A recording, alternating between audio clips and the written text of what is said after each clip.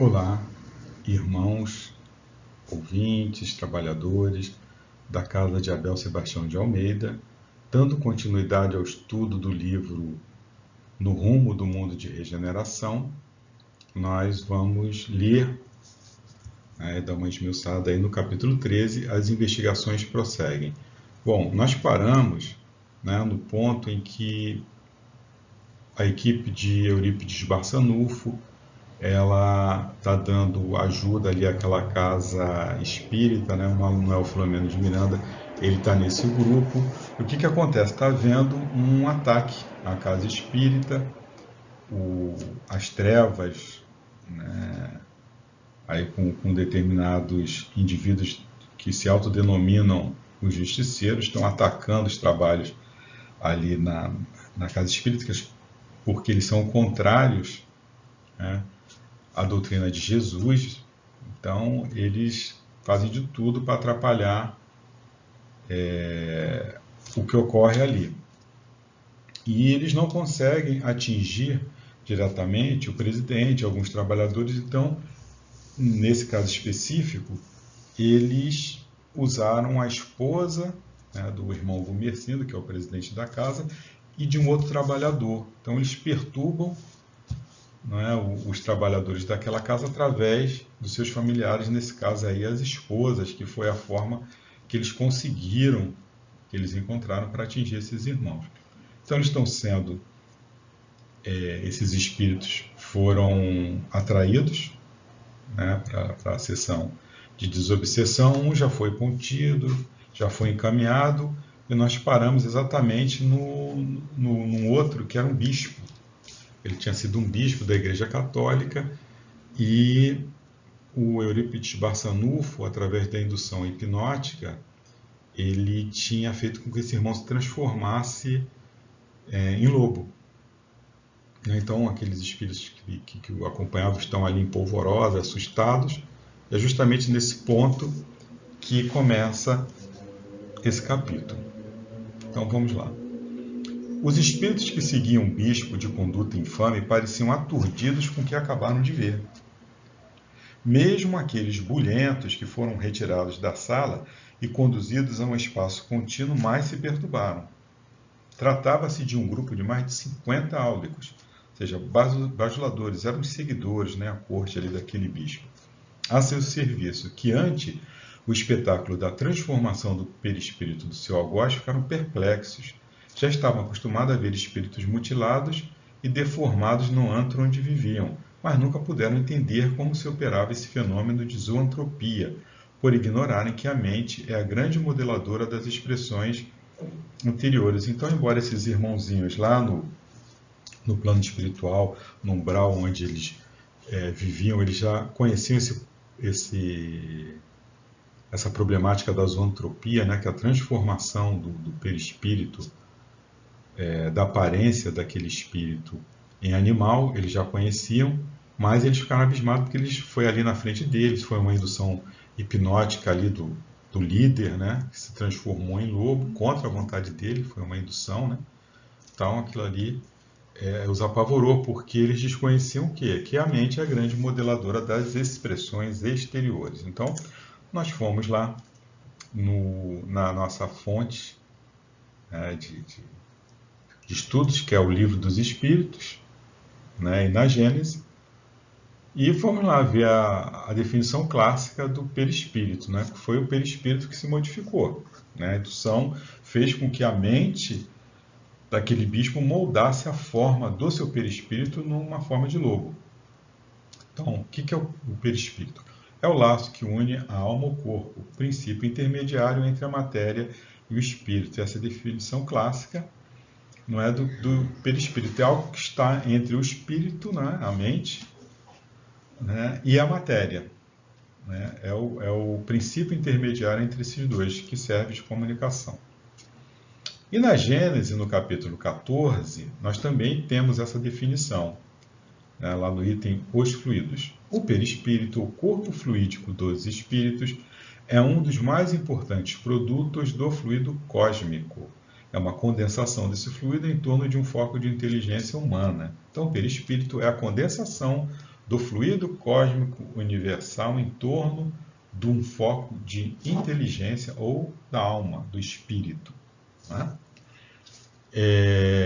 Então a gente já viu aí do que é constituído o perispírito. Ele advém do fluido cósmico universal. A matéria, toda a matéria que nós conhecemos, tudo aliás no universo, vem do fluido cósmico universal.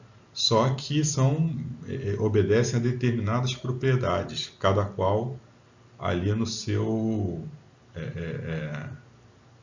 universo, né, vamos assim dizer.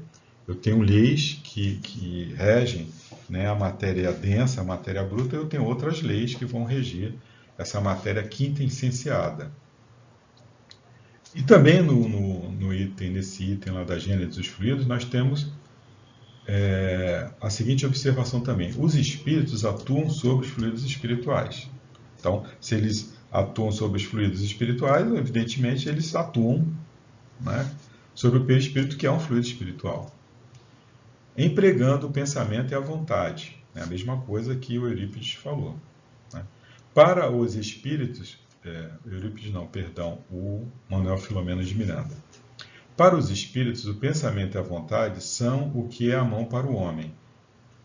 Pelo pensamento, eles imprimem àqueles fluidos tal ou qual direção, os aglomeram, combinam ou dispersam, organizam com ele conjuntos que apresentam uma aparência, uma forma, uma coloração determinadas. Mudam-lhes as propriedades, como o químico muda a dos gases ou de outros corpos, combinando-os segundo certas leis. É a grande oficina ou laboratório da vida espiritual. Então, uma das propriedades do perispírito é a plasticidade. E, através do pensamento da vontade, os espíritos eles manipulam, né? Eles, através dessa propriedade da plasticidade, eles conseguem moldar o perispírito de acordo com a sua vontade e necessidades. Continuando. Entidades femininas que se degradaram no sexo vil e aberrante modelavam-se como ofídeos e permaneciam com os movimentos sensuais e coleantes, né, serpenteantes, né, lembrando uma cobra, das sensações de baixo nível. Outros animais eram comuns na região de horrores, especialmente ursos e ovoides, que eram a fase mais degradante das manifestações espirituais degeneradas. Então, nesses ambientes desequilibrados, você vai ter representações desequilibradas também. Você vai ter o reflexo, né, do desequilíbrio psíquico, moral desses irmãos, justamente nos seus perispíritos. Continuando. Pouco depois, a harmonia voltou às salas das nossas atividades, e ante o silêncio natural, o benfeitor Eurípides Barçanufo começou a elucidar-nos. Irmãs e irmãos queridos, permaneça conosco a paz do Senhor como recurso divino, a fim de alcançarmos a iluminação. O ser humano é, na sua realidade, tudo aquilo quanto elabora nas paisagens mentais. Desde quando adquiriu a faculdade de pensar e a bênção do livre-arbítrio, as responsabilidades existenciais são frutos dessa conquista evolutiva. O cérebro, como dínamo gerador de forças impulsionadas pelo pensamento, possui a capacidade de transformar ideias em realidades, transferindo das ondas para as formas tudo quanto se constrói na área psíquica. Então, olha aí, a importância do pensar, né? O cérebro como dínamo gerador de forças, né, impulsionadas pelo pensamento. Então, transforma ideias em realidade. Né? Então, importância de pensar coisas boas, coisas nobres, coisas construtivas, né? Qualidade do nosso pensamento. A matéria maleável, neste caso o ectoplasma, condensa-se em torno do campo da forma e se passa a viver exteriormente, o que é exclusivo dos conteúdos internos. Tá? Então, nós já vimos aí a propriedade do perispírito, ele tem uma plasticidade, ele é maleável, né? Então ele se condensa, né, em torno da forma. Né? Então, aquele espírito ele passa a viver exteriormente o que ele realmente é por dentro, diferentemente de nós aqui encarnados. Nós temos, né, o nosso meio de relação é o corpo material, é orgânico. A gente não consegue modificar isso assim, né? Essa matéria é matéria pesada, ela não é plástica como a matéria do perispírito. Então a gente consegue disfarçar, mas lá no mundo espiritual não, né? Ele vive exteriormente o que é exclusivo do seu conteúdo interno.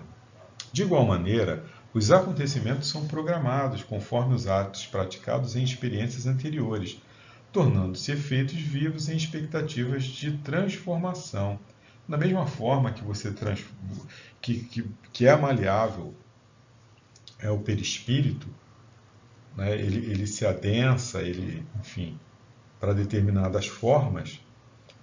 Olha só, de igual maneira os acontecimentos. Ele fala também que esses acontecimentos, conforme o que eu pratiquei em atos anteriores, eles vão se efetivar, né? É a colheita, que eu plantei batata, eu vou colher batata, né? Então, tudo aquilo que eu fiz no meu passado, ele volta, né? São as experiências que se repetem porque ali eu deixei uma coisa aberta, né? Eu tenho que fechar, eu tenho que concluir aquela tarefa. Então, um ato ruim, ele vai me trazer consequências ruins. Um ato bom vai me trazer consequências boas. Continuando. A vida humana é mais de natureza mental que orgânica, estabelecendo os parâmetros de comportamento de acordo com a cultura das ideias íntimas. Aquela história, né? Nesse dualismo que nós vivemos, né? Nós somos matéria, mas somos espírito. Nós temos que entender que o espírito preexiste, né? A matéria e continua. Então é o mais importante das nossas vidas. Então a nossa vida ela é mais mental, né, do que orgânica, e a gente tem que prestar muita atenção nisso, porque a gente acaba se perdendo na nossa vida de relação, a gente acaba esquecendo isso, e quando a gente vai ver as nossas preocupações, elas giram todas em torno disso. E nós temos que mudar esse modelinho, esse padrão mental que nós temos e, enfim, começarmos aí a nos preocuparmos verdadeiramente com, né, a nossa vida espiritual. Jesus foi muito claro ao expor que onde estiver o tesouro, aí se encontra o coração. Essa passagem está lá em Lucas, né, capítulo 12, versículo 34, especificamente, esse onde estiver o tesouro, aí se encontra o coração. Mas essa passagem do Evangelho de Lucas, né, Lucas 12, é aquela passagem que ele fala do olhar os lírios dos campos, eles não tecem, não fiam. No entanto, nem Salomão, em toda a sua glória, né, foi capaz de realizar tal coisa. Então, a importância, né, ele fala, né, nessa passagem sobre a importância demasiada que o homem dá às coisas materiais. Quando a nossa preocupação, a gente não deve se preocupar com isso, dar esse sentido de preocupação. Naquela época, a vida era totalmente material. Hoje em dia a gente vê uma certa mudança ainda, mas a grande verdade é que a grande maioria, né, nós ainda somos levados, nós vivemos uma vida aí de material, né, nós nos habituamos a isso, né, mas a gente tem que entender, né, que nós somos espíritos e temos que colocar a verdadeira importância, o verdadeiro peso. Nós precisamos da matéria? Precisamos. Vamos dar aqui o devido peso à matéria. Ah, mas espera aí, eu sou espírito. O que eu fizer hoje vai depender, né, as minhas vidas posteriores aí. Então, se hoje eu já estou ralando, né, que é o resultado das minhas escolhas, eu tenho que fazer escolhas melhores agora. Então é esse pensamento que vai realmente mudar, não é, a nossa sociedade. Quando nós tivermos esse tipo de pensamento, esse tipo de preocupação realmente, nosso problema é que a gente não quer pensar em morte, a gente tem medo, né? A gente não quer pensar, falar sobre isso, sobre morte, É a única certeza que a gente tem, mas a gente não quer saber disso. Essa é a grande verdade. Deixa para saber, né, na hora lá né, é o nosso costume, né, deixar para entregar a declaração no último minuto, né, aos 45 do segundo tempo, que a gente vai e faz coisa errada, declara errado, depois tem que justificar a mesma coisa. Nós usamos aí, a gente vai levando, vai empurrando, aí sair, quando eu tiver mais velho, aí eu vou me preocupar com essas coisas, vou fazer isso, vou fazer aquilo, só que a gente não sabe, né, quando é que vai chegar a nossa hora, e várias vezes aí, vários exemplos aí, nós não sabemos o que vai acontecer, então a gente tem que viver essa vida espiritual, né, cada vez mais entender que nós somos espírito e se preocupar realmente com o que é necessário para a gente ter uma vida saudável, né, espiritualmente falando.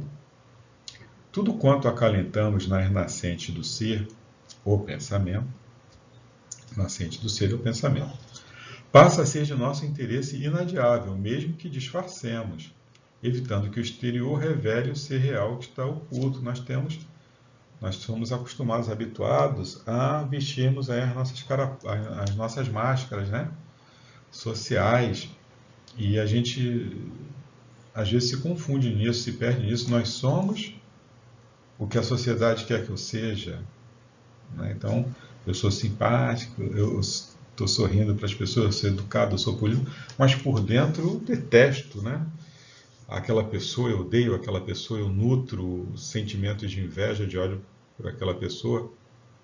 Isso vai fazer mal realmente a mim, né? Se eu odeio alguém, se eu não suporto alguém, eu tenho que fazer um exercício dentro de mim para saber por que eu odeio, né? Essa é a reflexão. Porque a pessoa é detestável. O que faz naquela pessoa ser tão detestável a ponto de eu não perdoá-la, eu não entender, né, o porquê daquela pessoa ser daquela maneira. Então, essa reflexão que a gente tem que fazer, né? Aquela história também, nós precisamos ser educados, precisamos ser polidos, lógico. Estou aqui falando para estar no lugar daquela pessoa, então eu vou mostrar para ela que eu não gosto dela, eu vou ser verdadeiramente quem eu sou. Isso é complicado, né? Para você ser realmente, verdadeiramente quem você é, você tem que ser uma pessoa boa. Você tem que se melhorar, porque se você for mostrar o seu lado torto, realmente você vai ter problemas.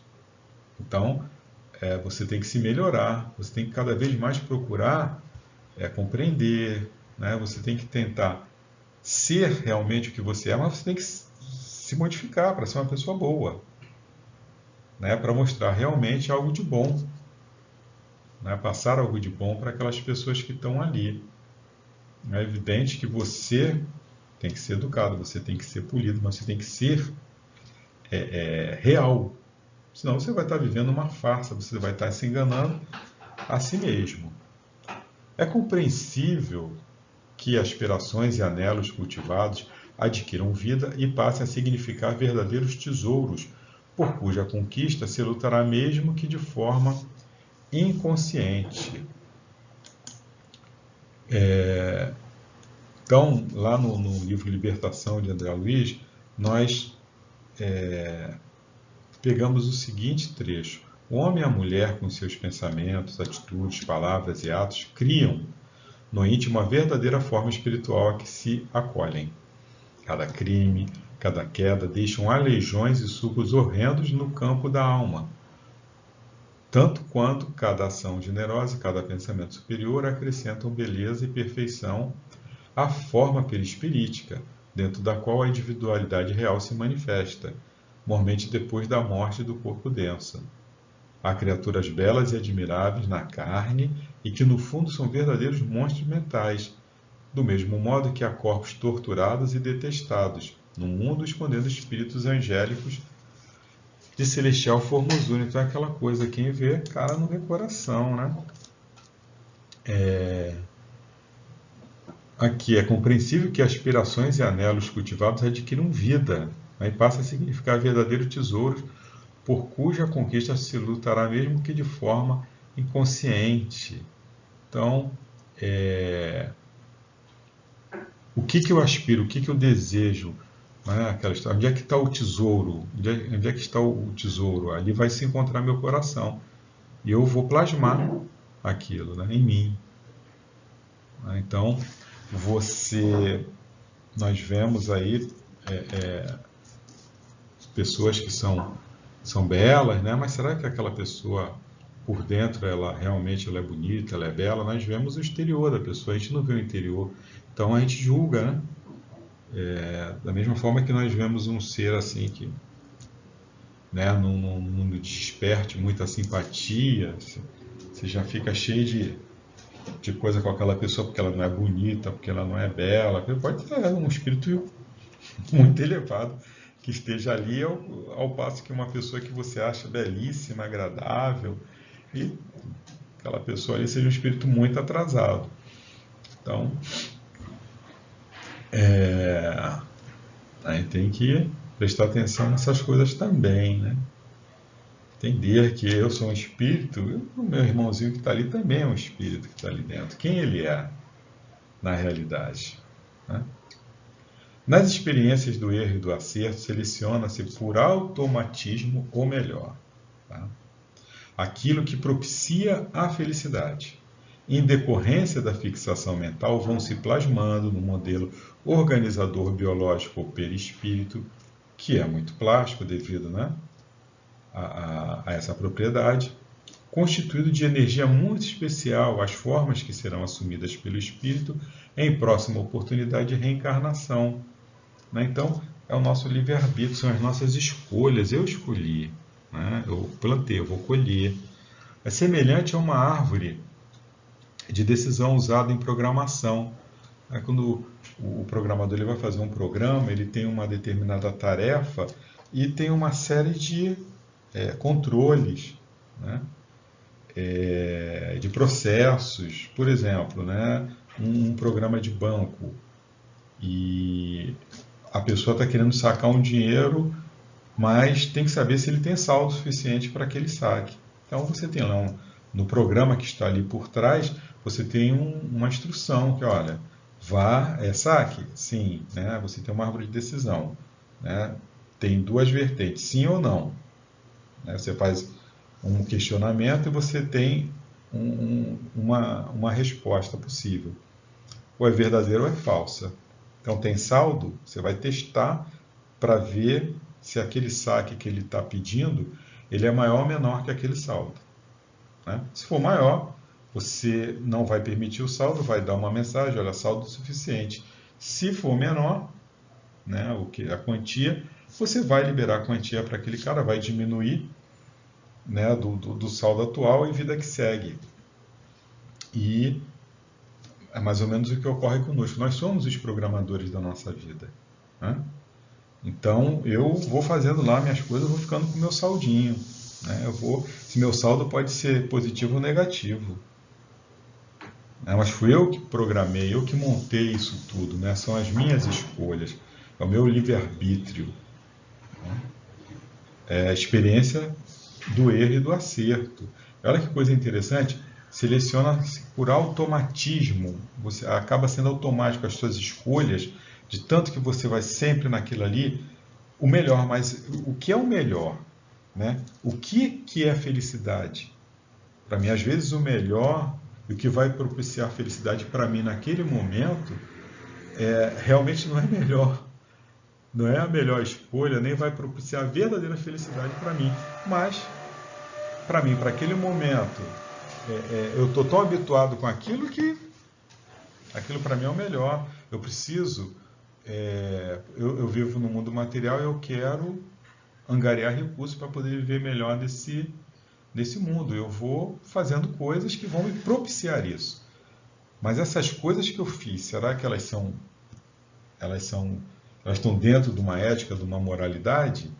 Né? Porque para mim, felicidade melhor é o que? Eu ter muitas posses, e a felicidade para mim é poder gozar, usufruir dessas posses. Então isso para mim é felicidade. Então eu vou por automatismo, de tanto fazer, de tanto repetir esses mesmos erros, isso acaba sendo automático. Perdão.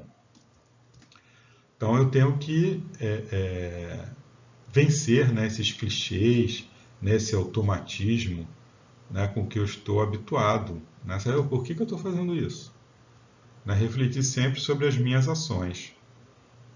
Continuando, toda forma é precedida por um modelo que lhe expressa o desejado, que se vai adaptando ao que lhe corresponde na mente. Então, nós somos os artífices, não é, dessas construções aí que acabam nos emaranhando. Nós acabamos, né? Nós somos os artífices da teia, a gente acaba, nós mesmos, emaranhados na própria teia. Continuando. O planejamento é do espírito que emite a onda mental e, em contato com o ectoplasma, consegue modelá-lo com seus elementos semimateriais ou mesmo físicos. Né? Planejamento é do espírito. Observe-se, por exemplo, que após a morte, o espírito, que foi uma pessoa míope ou portadora de algum problema que exigia o uso de óculos ou de qualquer outro equipamento, agora já não tem necessidade, porque o problema era orgânico. Entretanto, ele se encontra tão adaptado àquele uso que mantém alguns desses instrumentos, embora já ali não sejam necessários. Então, ele se habituou tanto a usar óculos que lá no plano espiritual ele se vai apresentar, né, com óculos. Ele vai usar óculos, também uma questão de hábito, mesmo que não precise. Né, que ele tinha um problema orgânico, né, que era a miopia, ele não tem mais esse problema de miopia. Continuando, por outro lado, a forma em que aparece é aquela na qual desencarnou, mantendo a identidade conhecida, possuidor de diversas formas. A pessoa já teve diversas reencarnações, o porquê dela se apresentar, né, com aquela forma. Né? Possuidor de diversas formas e aparências, o seu inconsciente modela no além-túmulo a que mais lhe era familiar, a de que mais gostava ou a em que era mais conhecida. Então ele vai se apresentar de acordo com as suas necessidades. Desencarna uma criança, por exemplo, e deixa saudades inomináveis com o imenso desejo de reencontro dos afetos que ficaram. Mas no além, a grande maioria desenvolve-se como se estivera no corpo físico, e quando os afetos vão encontrar aquele ser amado, ele toma a forma em que desencarnou, não aqui no momento o reveste, que poderia gerar um grande choque. Então, morreu uma criança, desencarnou uma criança, depois de 20 anos, você desencarna também e vai encontrar essa criança. Então, você espera reencontrar numa criança aquele ser que você amava, você vai reencontrar, porque aquele espírito fala, poxa, eu vou me apresentar da forma que aquele espírito gostaria, mas depois, de passado esse momento, é evidente, aquele espírito vai se revelar como ele está. Aqui, ó. Passado o período de adaptação e convivência, o espírito volta ao natural no momento que vive. É de muita relevância a vida mental, porque é fomentadora de necessidades reais e falsas, assim como mantenedora da memória de todos os acontecimentos e clichês formulados. Então, nós fomentamos, né, necessidades reais e falsas, a gente tem que entender isso também. Nós criamos o nosso universo, e esse nosso universo pode estar completamente equivocado, né, com necessidades falsas, por exemplo. Eis porque a recomendação de não pecar por pensamentos é muito válida, porquanto da mente a ação separa apenas a oportunidade para aqueles que não têm controle sobre a fonte das ideias. Importante, essa ocasião faz o ladrão. Né? Aquela coisa do pecar por pensamentos, porque o pensamento é o que é a base. Né? Se eu penso em alguma coisa, mas eu não executo por quê? Porque eu não tive ocasião, né? Eu não tive oportunidade. Será que se eu tivesse oportunidade eu faria? Né? Nós estamos, às vezes a gente pensa besteira, a gente pensa muita besteira, mas não é. Mas é aquele pensamento bobo que, né? Você vai embora, você não alimenta esse pensamento. Né? A gente está falando desse pensamento íntimo, né? Que você acalenta, que você nutre esse pensamento, né? Que você não executa porque você não teve ocasião de fazê-lo. Né? No furacão Katrina, que ocorreu lá nos Estados Unidos, tiveram pessoas que tiveram suas casas saqueadas por pelos seus próprios vizinhos, casos de violência, estupro, etc. Então, uma sociedade que ela tem, né, um conjunto de leis, de regras e uma polícia mais eficiente, né, do que a nossa, vamos colocar assim, num determinado momento que ela se viu, que essa sociedade se viu sem essa vigilância, sem essa coisa da lei, as pessoas se soltaram, foram lá e se acharam no direito de entrar na casa do seu vizinho e roubar e cometer violências com eles. Então, aqueles vizinhos, qual a diferença, né? Aqueles vizinhos, na realidade, eles sempre acalentaram esse tipo de coisa.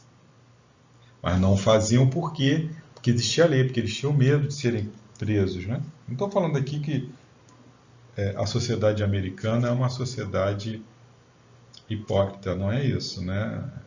Todos nós, pensando em sociedade, agimos dessa maneira. Você tem as leis, você tem que pensar, por que eu não cometo crimes? É porque realmente a minha índole, né, é de não cometer crimes, ou eu não cometo crimes porque eu tenho medo, né, das consequências. Essa é a questão, né, que se passa no meu íntimo. Né, e para isso eu preciso me conhecer. Porque também tem pessoas que não se conhecem, né, se acham realmente... Nós temos essa capacidade que achamos que somos assim a encarnação, sabe, de espíritos superiores aqui.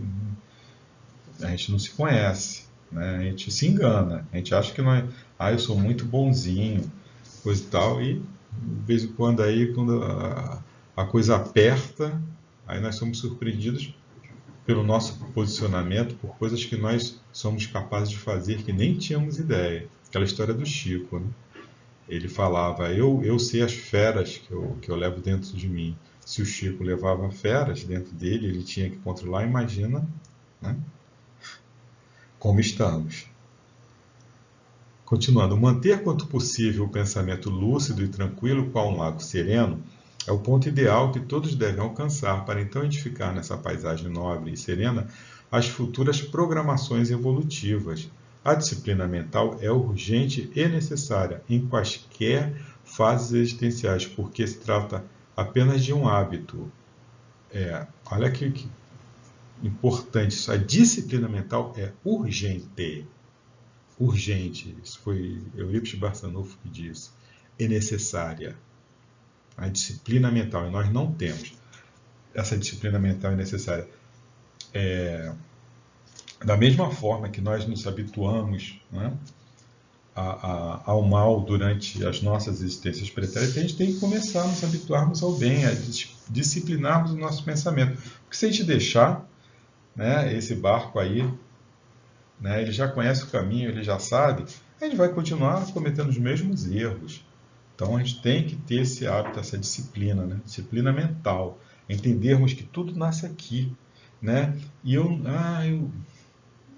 sou um lago sereno por fora, tão educado, né? Nossa, tão polido socialmente, por dentro eu estou de ressaca o tempo todo, né? Aquela ressaca braba de mar, né? Eu sou um mar revolto, eu tenho que calmar essas águas aí para poder cada vez mais refletir realmente quem eu sou, né? Não aquilo que eu espero que a sociedade pense de mim, porque realmente nós vivemos aí, né, escondidos atrás das nossas máscaras sociais. Continuando, ninguém de estrutura normal vive sem pensar, né? Não existe essa possibilidade, todos nós pensamos, né? Então toda vez, portanto, quando seja atingido por uma ideia frívola, embora interessante, substitua por alguma outra vantajosa que lhe ocupe o lugar. Então é um hábito. Eu pensei coisa errada, eu sempre penso coisa errada. Se habitua, eu pensei coisa errada, meu Deus, faz uma prece, né? Pensei uma coisa totalmente inadequada. Pensa numa coisa boa, você fazendo um ato bom, um ato de caridade, sabe? Pense em Jesus, e a tua mente ela vai se habituar a isso. Né? Você vai estar aí limpando essas engrenagens da tua casa mental que já estão viciadas, né? A grande verdade é essa, nós temos a nossa casa mental viciada, né? Naquele pensamento violento, material das nossas encarnações pretéritas. Então a gente tem que lutar por se desfazer desses clichês mentais que carregamos conosco. Continuando, por essa razão, o trabalho exerce uma função terapêutica valiosa nos indivíduos, porque, estando sempre preocupado com as realizações em pauta, não se torna vítima da hora vazia, quando surgem perturbações decorrentes da ociosidade mental. Aquela história, né, da cabeça vazia, né, oficina do capeta. Isso é uma grande verdade. Né? Você está com a mente desocupada, você começa a pensar besteira. Então, ocupa a tua mente. E uma das maneiras que ele sugere aqui é o trabalho, né? Você está concentrado, você se concentrar em alguma tarefa específica.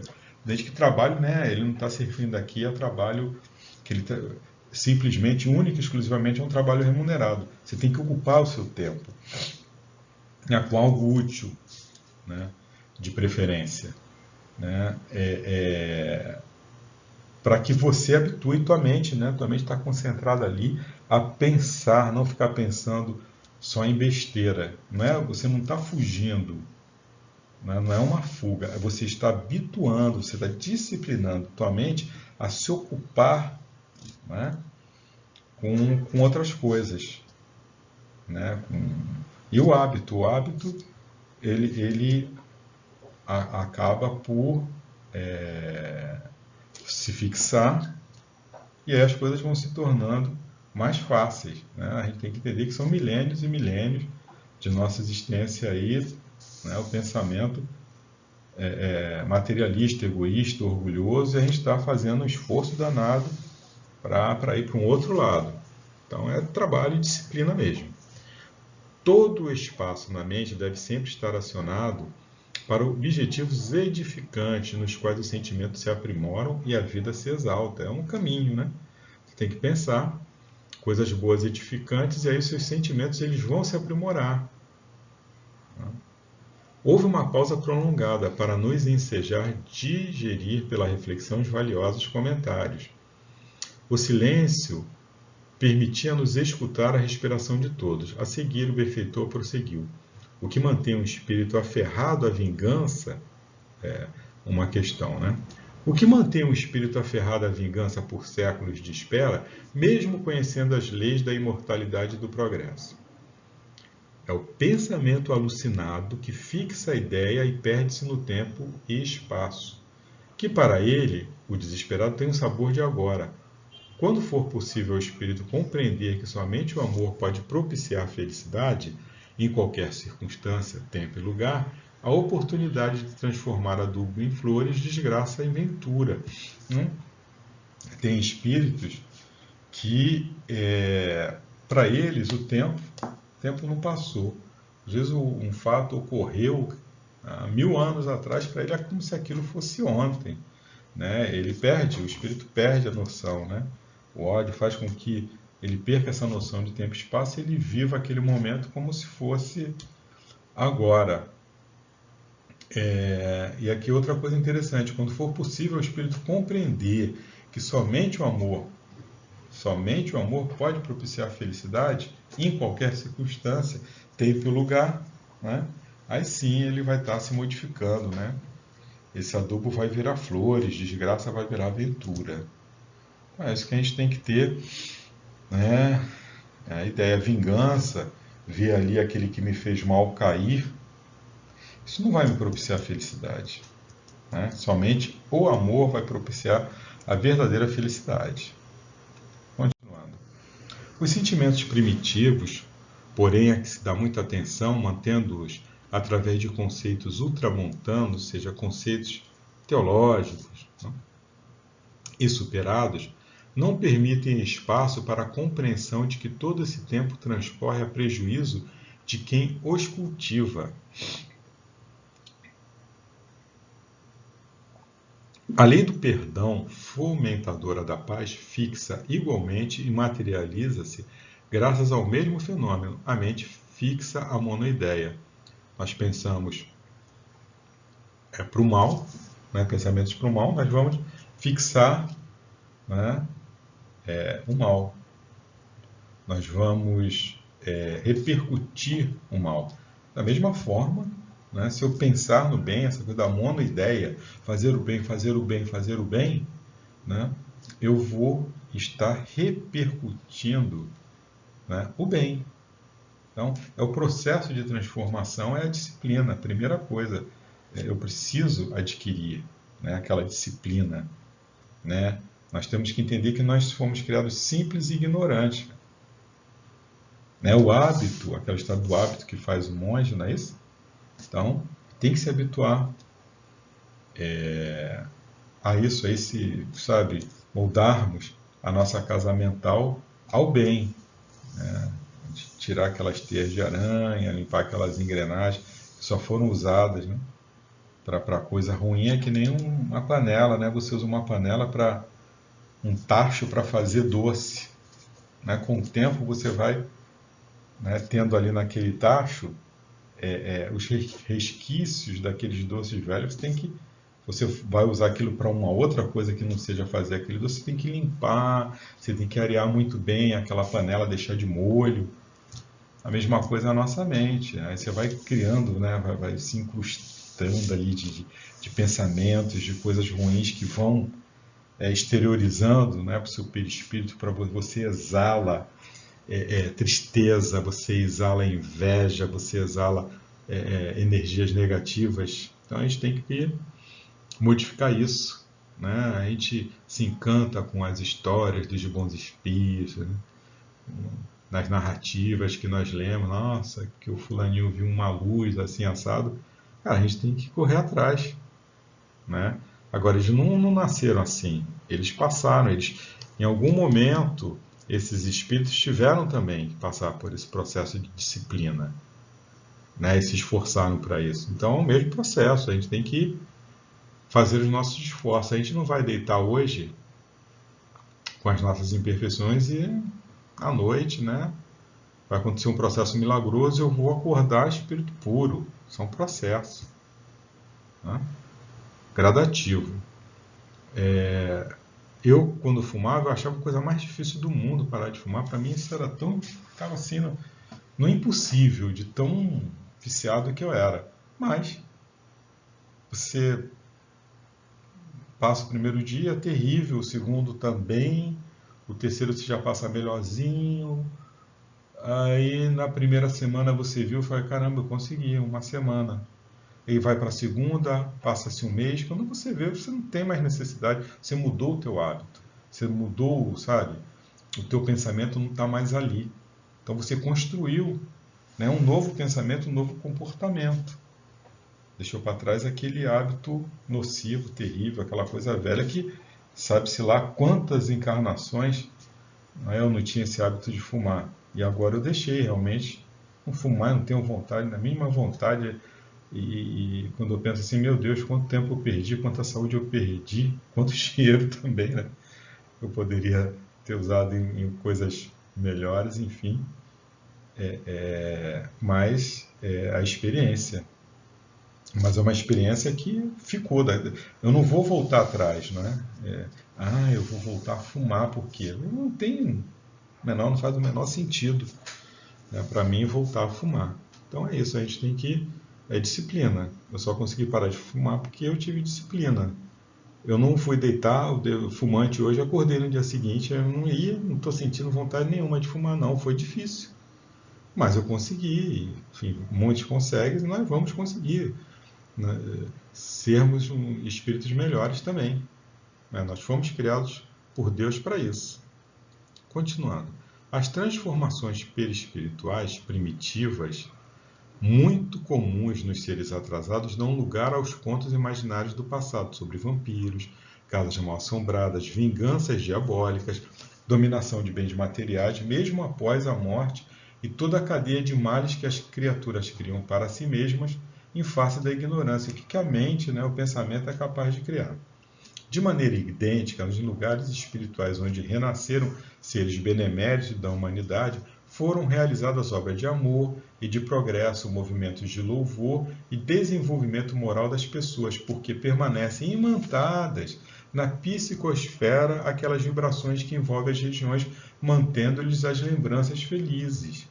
Acontece no cotidiano acidente de veículos em determinadas estradas, ficando malsinados os lugares onde sempre se repetem as mesmas trágicas ocorrências. A razão primordial é que, invariavelmente, os acidentados, não preparados para a desencarnação, permanecem nos lugares em sofrimentos, muitas vezes agredidos por espíritos deditosos, e criam-se psicosferas sombrias que aturdem outros viajantes descuidados ou invigilantes.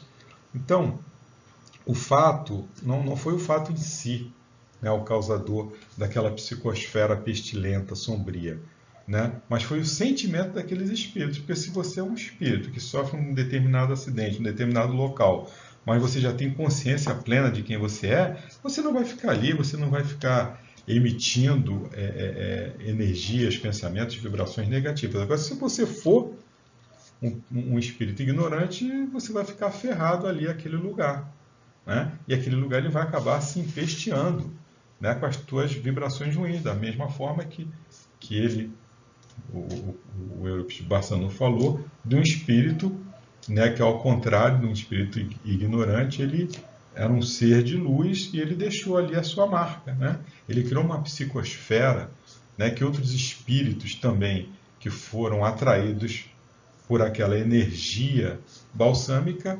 eles contribuíram também para aquele ambiente ser um ambiente agradável, né, com energias vibratórias altas.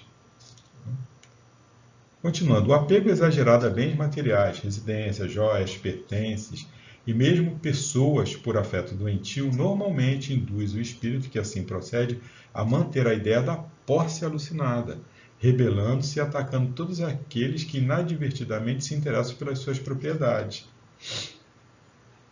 De grande benefício é a oração, que beneficia aquele que se envolve nas suas vibrações formosas, como aqueles que se acercam com sentimentos negativos e inamistosos. Então, mais uma vez, a importância da oração, né?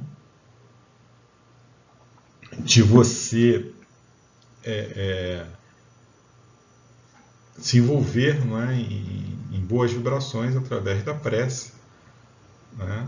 Que ela vai beneficiar tanto aqueles que se acheguem a você atraídos por essa boa vibração, como aqueles outros espíritos, né, que tenham sentimentos negativos e inamistosos. Essas boas vibrações vão acabar neutralizando essas energias negativas. Em muitos segundos matrimônios, em decorrência da viuvez, é muito comum o desencarnado acreditar-se traído e investir como substituto, dando lugar a obsessões de variado curso, a depender das circunstâncias e dos créditos ou débitos dos envolvidos. Pois é, muito comum também na literatura espírita esse tipo de acontecimento. Agora, o que ele fala, né? Vai depender o que? Das circunstâncias e dos créditos ou débitos dos envolvidos. Evidentemente, se uma pessoa ela tem crédito, é um espírito bom e se casou com uma determinada criatura, o companheiro desencarnado tem ciúme, mas ele vai ter proteção, né? Tem aquele caso interessante do próprio André Luiz, que volta, né, depois de muito tempo na espiritualidade, para visitá-lo lá, e encontra lá o atual marido da sua esposa, e ele toma um choque, ele fica muito chateado, mas ele se lembra de tudo aquilo que ele estudou, né? E, enfim, no primeiro momento, se ele se desequilibra, ele consegue ali se reequilibrar, faz uma prece, pede ajuda e acaba até ajudando aquele amigo. Então, a verdadeira felicidade do André Luiz, né, foi ele ter superado a si mesmo, né, o seu egoísmo, o seu orgulho. Essa foi a grande vitória dele. Ele volta, quando ele volta, deu uma festa, né, para ele. Ele tinha sido aceito como cidadão, né, daquela colônia Nosso Lar, né, porque ele realmente conseguiu assimilar os ensinamentos daquela colônia. Tudo aquilo que ele aprendeu no plano espiritual, ela foi a grande prova para o André Luiz e ele conseguiu passar. Mas no primeiro momento ele ficou chateado. Imagina um espírito que não é esclarecido, né, É natural, ele vai sentir, né? Se sentir extraído. Então a gente tem que ter determinados cuidados, estarmos sempre em prece, bons pensamentos. Então você, fazendo a coisa certa, andando no bem, você vai ter uma proteção natural, né, das suas próprias energias e dos espíritos, de bons espíritos que simpatizam convosco e vão te ajudar. Né, ajudando aquele irmãozinho, se envolver em boas vibrações, vibrações de amor, né, de esclarecimento, você vai vibrações sinceras. Né? Não, às vezes eu falo assim, né, as pessoas conversando comigo, falam assim, não ora por tal pessoa, é isso mesmo, eu vou orar para essa pessoa, para Deus botar essa pessoa bem longe de mim. Não, não é assim. Você vai, a oração que você deve fazer é uma oração para envolver esse irmão em amor, em vibrações amorosas. Você tem que rezar para essa pessoa como se você estivesse rezando para um ente muito querido seu. É assim que funciona. Então, essa vibração de amor, ela vai alcançar, né? O amor, ele é capaz de verdadeiros prodígios, né? É uma força, né? A força segundo a qual todos nós fomos criados, tudo que existe, né? Foi criado através do amor de Deus. Então, o maior de todas as energias é o amor.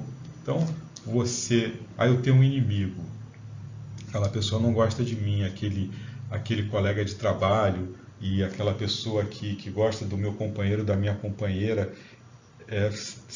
rezar e pedir para Deus afastar.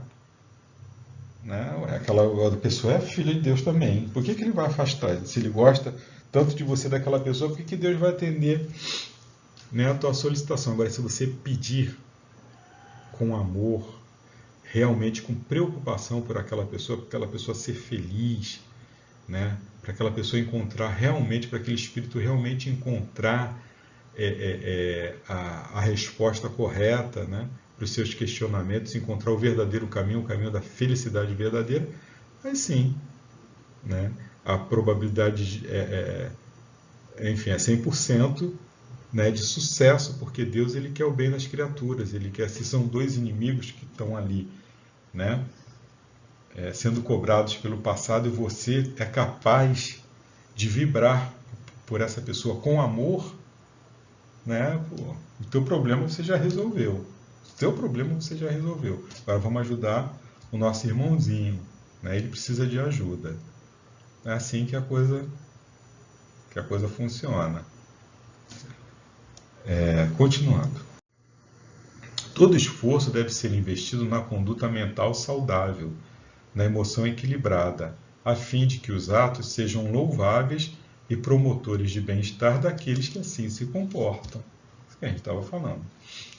Os chamados milagres existenciais são resultados de leis desconhecidas ou não respeitadas, porque tudo em o universo obedece ao mesmo programa de amor e dever inadiáveis.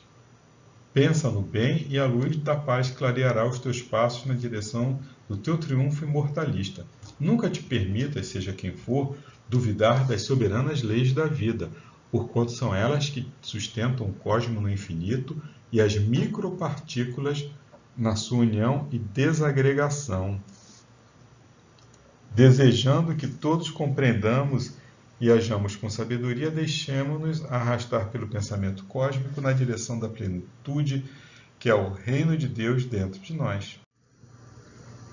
Silenciando, experimentamos imensa tranquilidade, acreditando ser muito fácil a busca do Pai em tudo e em todos. O amor ilumina a alma que deseja amar. Eu grifei isso porque esse aí foi o texto que o próprio autor grifou, né? Cada capítulo ele tem um pedacinho que ele destaca. Então, olha só, nesse ele destacou esse. O amor ilumina a alma que deseja amar. Na Sinfonia do Silêncio, na madrugada festiva de astros no empíreo do céu, podíamos ouvir os soluços das ondas do mar quebrando-se nas praias belas que as confortavam. Os espíritos que vieram acompanhando o ex-religioso e foram detidos quando desejaram produzir desarmonia na sala durante a sua doutrinação, ouviram um benfeitor em estado quase de transe, como resultado da ambiência vibratória. De imediato entenderam o irmão Spinelli, que lhes dirigiu a palavra explicando a razão por que ali se encontravam, que era a oportunidade que o amor a todos oferece, a fim de que se desperte para as responsabilidades da vida. Ninguém vive a uma troca, sem rumo. E o universo não é um amontoado de coincidências e inutilidades. Conclamou-os a mudança de atitude mental, sendo-lhes facultado ficar no local em que estávamos ou voltar à sua região de ignorância e primitivismo. Então, você não pode obrigar, né, os espíritos a fazer aquilo que eles não querem. Então, eles foram convidados. Também elucidou que neste período todas as edificações do mal seriam saneadas e os seus habitantes iriam ser reconduzidos à reencarnação ou, de acordo com as cargas vibratórias resultantes da conduta moral, seriam recambiados a planetas inferiores em razão da mudança que se vem operando na Terra para melhor. Nosso planeta aí passando de provas e expiações para a regeneração, então faz parte desse processo o expurgo de espíritos que não estejam mais em sintonia com a faixa vibratória desse planeta, do nosso planetinha. Todos terão oportunidade de ascender, de prosseguir ou de permanecer nos estados emocionais que lhes pareçam melhores. É o livre-arbítrio. A sua opção é encaminhá-los às organizações encarregadas da imensa tarefa de transferências residenciais. Houve ligeiro tumulto, acalmado pelos amigos templários e trabalhadores da instituição, porque o medo assustava alguns, enquanto outros lamentavam o tempo aplicado à situação deplorável em que permaneceram. Mediante palavras generosas e gestos simpáticos, os promotores da ordem separaram os grupos por afinidade de anelos, de anseio, de aspirações, e de imediato foram retirados do recinto, sendo encaminhados para as diversas unidades de seleção em outra esfera. Logo, em breves minutos, o ambiente recuperou a harmonia espiritual e o nosso Eudalbo entreteceu comentários acerca da pandemia, explicando que os denominados picos de atividades, embora denunciassem os momentos mais graves das contaminações, continuariam de acordo com o procedimento das criaturas humanas. Então, pandemia, de acordo com o nosso comportamento, ela vai continuar ou não. Então, mais um ponto aí para refletirmos. O expurgo pela enfermidade prosseguiria ainda por um bom espaço de tempo, até quando a conscientização dos enfermos, que de certo modo todos os somos, em espírito, criasse a imunidade tanto para evitar recidivas como continuidade do processo contagioso. A raiz do problema pandêmico, qual de outra ordem, encontra-se nas fontes mentais e morais dos seres terrestres. Então, todas as doenças, elas são de origem espiritual, mental, que podem mudar de tipo de infecção, permanecendo na mesma posição de fragilizado e sujeito à contaminação. Antes do encerramento das atividades espirituais, o amigo Spinelli informou que no dia seguinte haveria uma reunião em lugar próprio, com membros de diversos grupos espalhados pelo país. Solicitou a manutenção do espírito de caridade e de amor, fluindo das nascentes do coração, de onde jorram o bem e o mal. Esclareceu que os nossos comentários tivessem sempre a tônica do otimismo e da irrestrita confiança em Deus, ao mesmo tempo considerando que a oportunidade que desfrutávamos era uma bênção em comum, auxiliando-nos no crescimento íntimo e no espírito de fraternidade.